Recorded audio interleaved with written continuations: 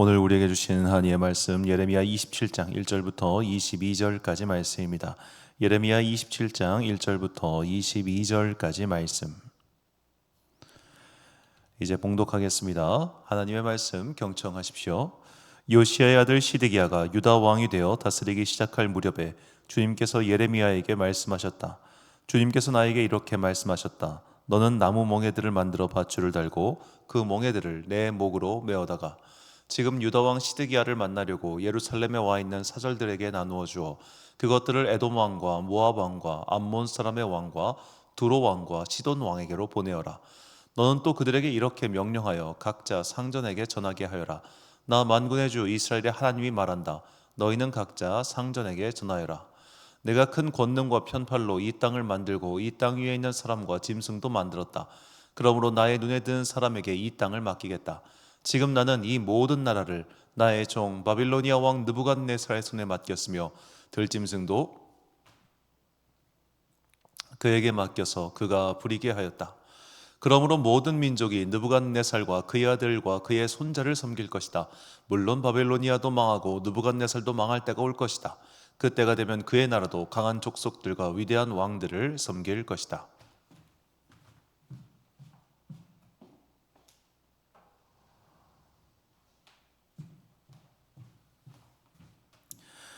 그러나 바벨로니아 왕 느부갓네살을 섬기지 않으며 바벨로니아 왕의 멍에를 목에 매지 않은 민족이나 나라가 있으면 나는 그 민족을 전쟁과 기근과 연병으로 처벌해서라도 그들을 바벨로니아 왕의 손에 멸망당하게 하겠다. 나 주의 말이다. 그러므로 너희에게 있는 예언자들이나 점쟁이들이나 해몽가들이나 박수들이나 마술사들이 너희에게 바빌로니아 왕을 섬기지 않게 될 것이라고 말해도 너희는 듣지 말아라. 그들의 예언은 거짓이다.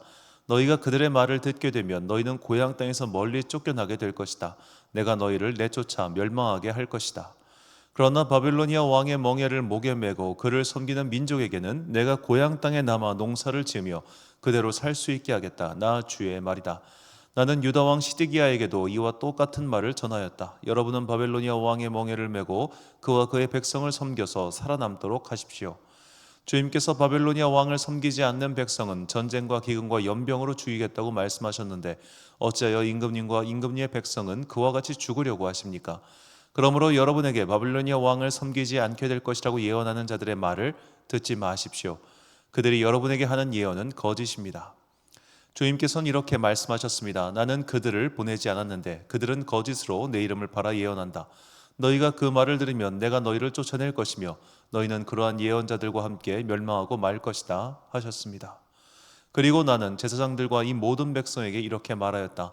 나 주가 말한다. 너희는 주의 성전의 기구들이 이제 곧 바빌로니아에서 되돌아올 것이라고 하는 너희 예언자들의 말을 듣지 말아라. 그들이 너희에게 하는 예언은 거짓이다. 너희는 그들의 말을 듣지 말고 바벨로니아 왕을 섬겨서 살아남도록 하여라. 어찌하여 이 도성이 폐허가 되어야 하겠느냐? 그러므로 그들이 예언자들이라고 한다면 정말로 그들이 주의 말씀을 받은 사람들이라면 차라리 그들은 주의 성전과 유다 왕궁과 예루살렘에 아직 남아있는 기구들을 더 이상 바벨로니아에게 빼앗기지 않게 해달라고 만군의 주에게 호소해야 옳을 것이다. 나 만군의 주가 기둥과 놋바다와 받침대와 아직 이 도성에 남아있는 기구 곧 바벨로니아 왕 느부갓네살이 유다 왕 여호야김의 아들 여고냐와 유다와 예루살렘의 모든 귀족을 예루살렘에서 바벨로니아로 붙잡아 갈 때 남겨두었던 것들에 관하여 말하겠다. 참으로 주의 성전과 유다 왕궁과 예루살렘에 남아있는 그 기구를 두고 나 만군의 주 이스라엘의 하나님이 말한다. 그것들도 바빌로니아로 실려가서 내가 찾아올 때까지 그냥 그곳에 남아있을 것이다. 나 주의 말이다. 그리고 그 후에 내가 그것들을 이곳으로 다시 옮겨올 것이다. 아멘.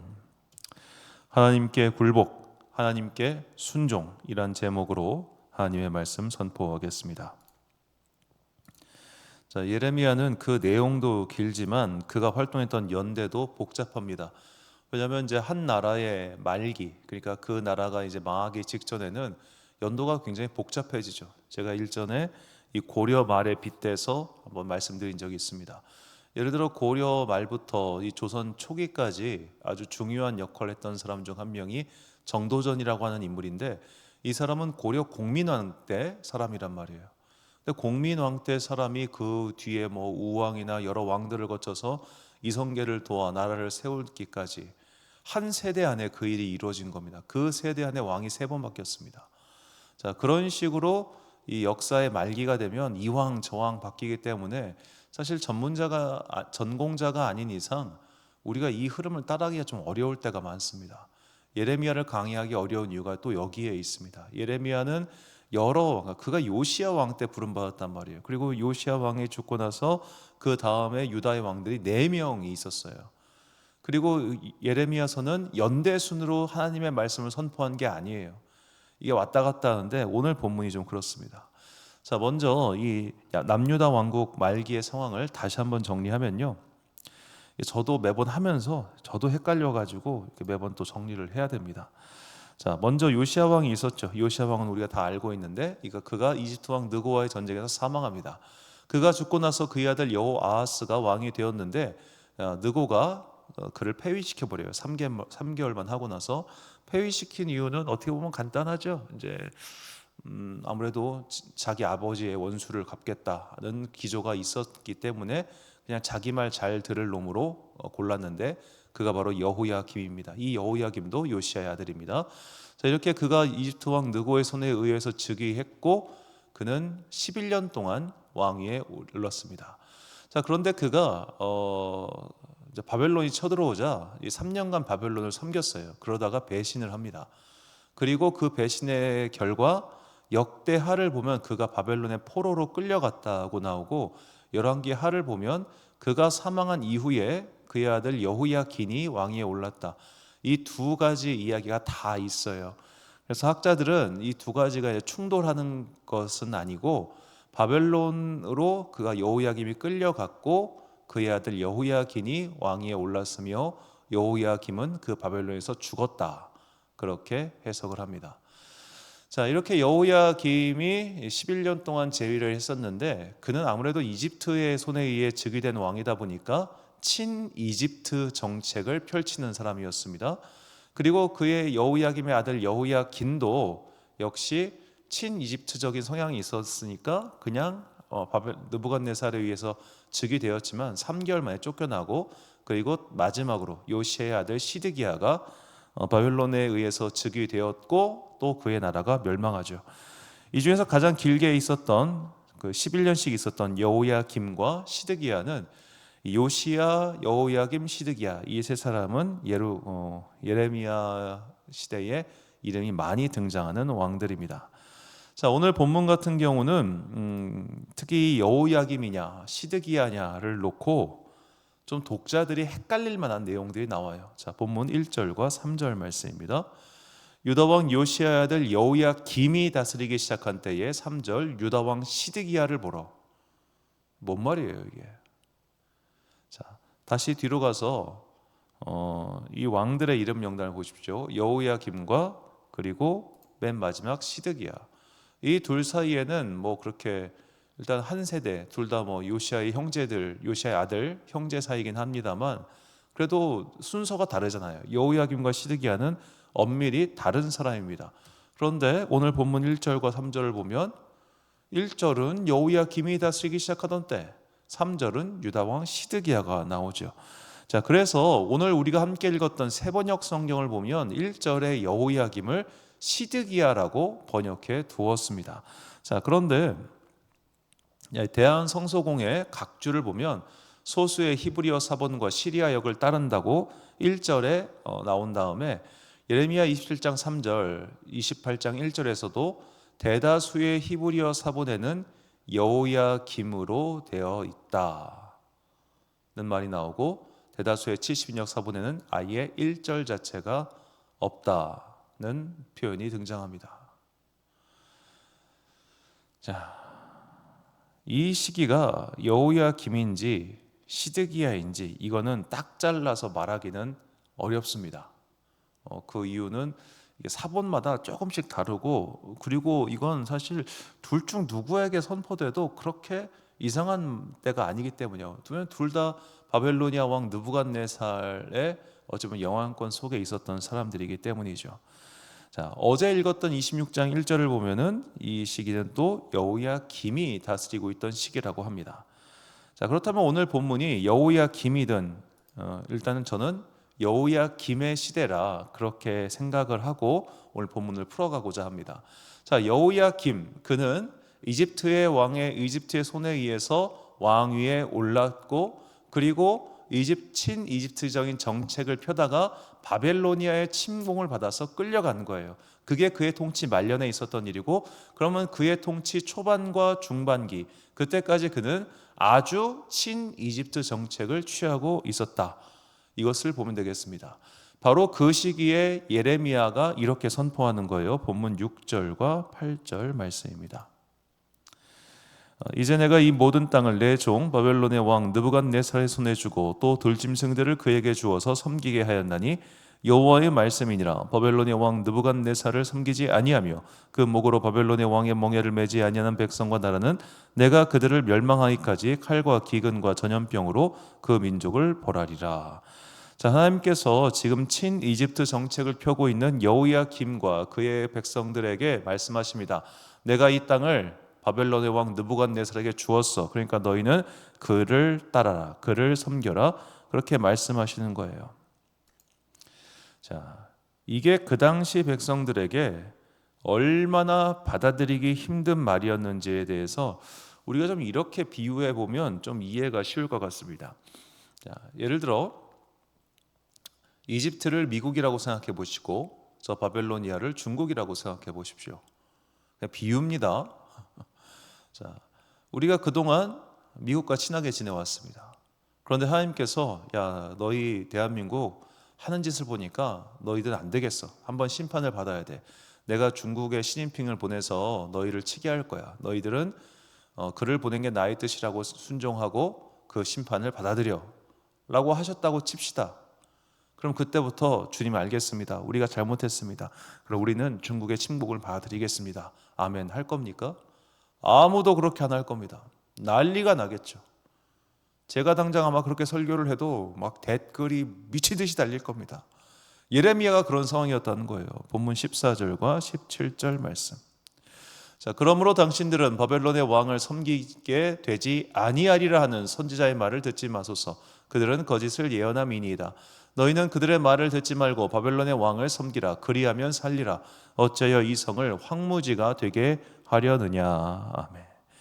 자, 방금 말씀드렸던 비유처럼 정말로 우리의 기존의 생각으로는 인정하고 싶지 않고 받아들이고 싶지 않은 것을 주님께서 받아들이라고 하셨을 때 우리는 그것에 순종할 수 있겠습니까? 여러분들이 생각하시는 가장 싫은 어떤 정치인의 얼굴을 생각해 보십시오. 어느 날 하나님께서 야, 한국교회 너희들은 정말로 안 되겠어. 내가 너희들을 심판해야겠어. 그래서 내가 너희들이 가장 싫어하는 이 자를 나의 칼로 세울 거야. 너희들은 그 칼에 멸망하게 될 거야. 그런데 너희가 이 사람을 받아들이면 내가 밑둥은 남겨줄게. 밑둥은 남겨줄게. 그런데 끝까지 거부한다? 그 밑둥도 뽑아 보일 거야 라고 선포하셨다 칩시다. 그거를 받아들이고 아멘 알겠습니다 할 교인이 얼마나 되겠습니까? 우리는요 본능적으로 그렇게 하고 있어요. 내가 받아들일 수 있는 것만 받아들여요. 아니 하나님의 말씀이건 뭐건 내 생각, 내 주장, 나의 틀대로 그걸 바꿔버려요. 그렇게 곡해시켜요. 그렇게 다 해석해버려요. 이게 사실 모든 개신교의 목사들과 개신교의 성도들이 가지고 있는 중대한 약점이자 위기입니다. 그러니까 우리에게는 말씀 해석의 자유가 주어졌어요. 그러니까 종교개혁의 가장 큰 의의는 말씀 해석의 자유, 말씀 해석의 권위를 그동안 교회만 갖고 있었어요. 근데 그 권위를 모두에게 나눠준 거예요. 이게 굉장히 저는 당연히 옳고 혁명적이고 그리고 하나님의 뜻에 이게 더 부합한다고 생각해요. 그런데 그 결과 어떤 일이 벌어졌느냐? 내 맘대로예요. 내 맘대로. 이전보다 훨씬 더 사사기의 시대가 열린 거예요. 이건 이미 종교개혁이 처음 시작할 때부터 이 로마 가톨릭 층에서 그들의 주장에 반대하면서 내세운 논리입니다. 너희가 그렇게 성경 해석의 권위를 너희 사제들이 다 갖고 가고 성도들에게 나눠주고 이러면 엄청난 혼란이 펼쳐질 거야. 너희들 그 혼란 감당할 수 있겠어? 라고 그때부터 이미 반박을 했던 내용이 남아있어요. 400년 전의 사람도 이걸 알았어요. 지금 우리가 그런 시대를 살고 있잖아요. 자, 그렇게 말씀 해석을 다양하게 그냥 다 나눠둔 상태에서 야, 너희 뜻과 다르더라도 네 생각과 다르더라도 이것이 하나님의 뜻이니까 순종해라고 했을 때 누가 순종하겠냐 이거예요. 그러니까 우리는 말씀 해석의 자유를 주장하고 말씀 해석에 어찌 보면 이런 나의 뜻과 합치되는 그런 이해를 중요하지만 정작 내가 이해할 수 없고 납득할 수 없고 받아들이기 힘든 것에 대해서는 순종하지 않는 시대를 살고 있어요. 그래서 많은 사람들이 이 지식이 폭증했지만 그 폭증한 지식만큼 순종하지 않는다고 말하는 이유가 여기에 있는 겁니다. 그러니까 저도 예전에 그런 걸 좀 비판하긴 했습니다만 한국 교회가 무지성주의다, 앓을 너무 등한시한다 라고 그런 비판들을 많이 했어요. 물론 일리가 있는 지적이에요. 저도 그 말에 완전히 동의를 합니다. 그러나 우리가 앓이 많아진다고 해서 순종도 깊어지는 건 아니더라고요. 나의 앓이라고 하는 것과 나의 순종이라고 하는 것이 정비례 함께 가면 얼마나 좋겠습니까마는 나의 앓이 많아질수록 나의 순종이 떨어지는 경우가 있어요. 물론 이것은 사실은 큰 틀에서 봤을 때 앓이 부족하기 때문이에요. 정말 많이 알게 되고 정말 깊이 알게 되면 결국 순종도 따라가게 됩니다. 근데 그 단계까지는 많은 노력과 과정과 시간이 필요한데 그런 노력은 하기 싫잖아요. 노력은 싫은 거예요. 노력은 싫어. 귀찮아. 거기까지 가기에는 그런 어떤 지구와 암 그 정도에 도달하기에는 내가 경전도 많이 공부해야 되고 시간도 많이 투자해야 되는데 그러고 싶지 않아. 그러니까 우리는 수박 걸탈기 할기식으로만 성경을 읽고 그냥 내 마음에 들고 내 귀에 들은 설교만 듣다가 그저 그런 상태에 머물러 있는 거예요. 그러니까 삶이 하나도 변하지 않는 거예요. 그리스도인으로서의 삶의 열매가 전혀 맺힐 기미가 없는 겁니다. 어떤 목사님께서 잠깐 이런 말씀을 하셨어요. 당신도 젊은 시절부터 은사주의적 교회에 다니셨는데 자기가 볼 때 은사주의의 가장 큰 함정이 무엇일까라고 생각해 보니까 쉽다는 거예요. 쉽다. 은사를 누가 줍니까? 하나님께서 주십니다. 능력이 어떻게 나타납니까? 하나님께서 나타나게 하십니다. 물론 하나님께서 그 은사를 나타내게 하시기 위해서 우리가 더욱더 기도하고 자신을 연마해야죠. 근데 그 연마한 이후의 과정이 너무 쉽더라는 거예요. 쉽게 들어가면 그러면서 자연스럽게 자기는 되게 대단한 사람인 양 으스대기 마련이죠. 그래서 그 다음에 맺어야 되는 성령의 열매, 빛의 열매에 대해서는 자연스럽게 등한시하게 되더라. 그런 얘기를 했습니다. 열매 맺기가 힘든 이유는 노력이 필요하기 때문입니다. 연단이 필요하기 때문입니다. 순종이 필요하기 때문이죠. 우리는 오늘 어쩌면 지금 이 시대 속에서 더욱더 예레미야를 통해서 나타난 하나님의 말씀을 생각해 봐야 합니다. 정말로 유다 사람들은 바벨론의 왕 느부갓네살이 싫었습니다. 정말 싫었습니다. 차라리 그동안 역사적으로 좀 가깝게 지냈던 이집트가 훨씬 나았습니다. 그래서 친이집트 정책을 계속해서 펴고 있었던 겁니다. 그런데 하나님의 뜻이 저 바벨로니아 왕 느부갓네살의 공격에 순종하는 것에 있었을 때 그 시대 사람들이 아무도 그걸 받아들이지 못했어요. 이건 진짜 너무너무한 일이다 라고 말이죠. 아무도는 아니고 많은 사람들이. 오늘날 이 상황이 우리에게도 마찬가지입니다. 하나님께서 정말로 순종하기 힘든 무언가를 세우셔서 그에게 순종하라고 하셨을 때 순종할 의향이 있으십니까? 없잖아요. 그래서 이 말씀을 우리 다시 한번 생각해 봐야 됩니다. 사무엘상 15장 22절부터 23절 상반절까지 말씀. 사무엘이 이르되 여호와께서 번제와 다른 제사를 그의 목소리를 청종하는 것을 좋아하심같이 좋아하시겠나이까. 순종이 제사보다 낫고 듣는 것이 수장의 기름보다 나으니 이는 거역하는 것은 점치는 죄와 같고 완고한 것은 사신 우상에게 절하는 죄와 같음이라. 아멘. 사랑하는 지혜빛 광성교회 성도 여러분, 그리고 이 새벽을 함께 깨우고 계신 귀한 주님의 자녀 여러분, 내 마음대로 하나님의 뜻을 취사 선택해서 이것은 순종하고 저것은 못 따르겠다 하는 것은 결국 하나님을 내 뜻에 굴복시키고 싶은 욕망에 불과합니다. 내가 하나님의 뜻에 굴복하는 것을 순종이라 하고 하나님의 뜻을 내 뜻에 굴복시키는 것을 교만이라고 하지요. 교만의 길과 순종의 길이 우리의 눈앞에 펼쳐져 있습니다. 어떤 길을 택하시겠습니까? 사울은 하나님의 말씀을 내가 할 수 있는 것만 하고 내 뜻대로 취사 선택하고 내 멋대로 곡해했다가 망했습니다. 우리가 그런 인생을 살아서야 되겠습니까?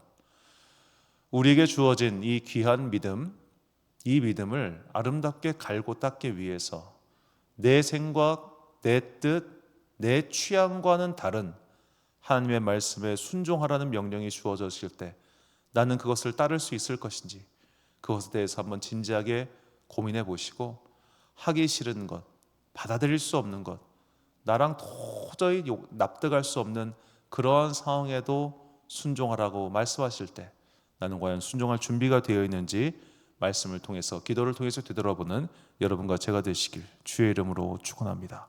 기도하겠습니다.